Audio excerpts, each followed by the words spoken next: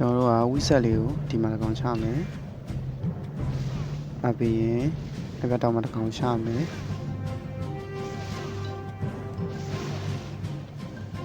အပြီးရင်ကျွန်တော်မီယာကိုအာရှာကိုအဲ့တော့မှတစ်ကောင်ချမယ်တစ်တော့မှတစ်ကောင်ချမယ်အပြီးကျွန်တော်အကွေလေးနှလုံးကိုအင်ဖာမျိုးပေါ့ချလိုက်မယ်နော်ပြန်ပြန်ချန်ပီယံလွတ်နေတဲ့နေရာကြီးကနေပြန်လိုက်အပြီးပြန်ခေါ်တဲ့စပိန်နဲ့ပြန်ခေါ်မယ်အပြီးရင်တန်းသားတစ်လုံးချလိုက်မယ်ကျန်တဲ့တန်းသားကိုကျွန်တော်လိုက်ချလိုက်တဲ့ကိုချလိုက်အကုန်လုံးပုံပြောင်းမယ်နော်အပြီးရင်ကျွန်တော်အာချာလေးနှစ်ကောင်ကိုအဲ့နားလေးချလိုက်မယ်ဘာညလို့ကြွယ်တော့ကျင်းရဝင်မယ်အကုန်ထည့်လိုက်မယ်နော်ကျင်းနဲ့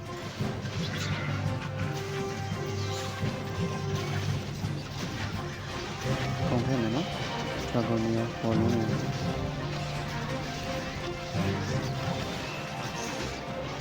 ိုယ်ကစပယ်လေးကိုင်နေနော်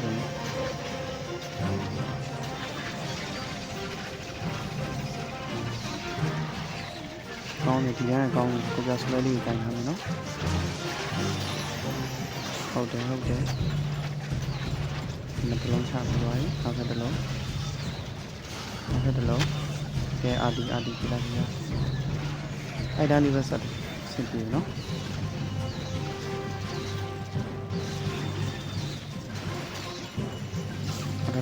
နောက်ထပ်တစ်လုံးပြန်လာချမယ်ရှိတယ်ဒူးတော့မလို့လားပေါ့နော်အဲ့ဒါနားပြီးမကောင်းဘူးတက်တောင်းဝင်မှတယ်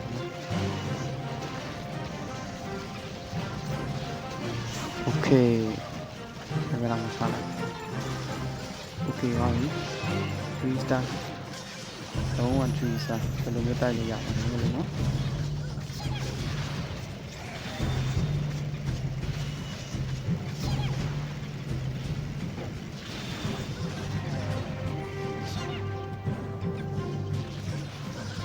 ကဲကျွန်တော်တိုက်ပြပေးတာတော့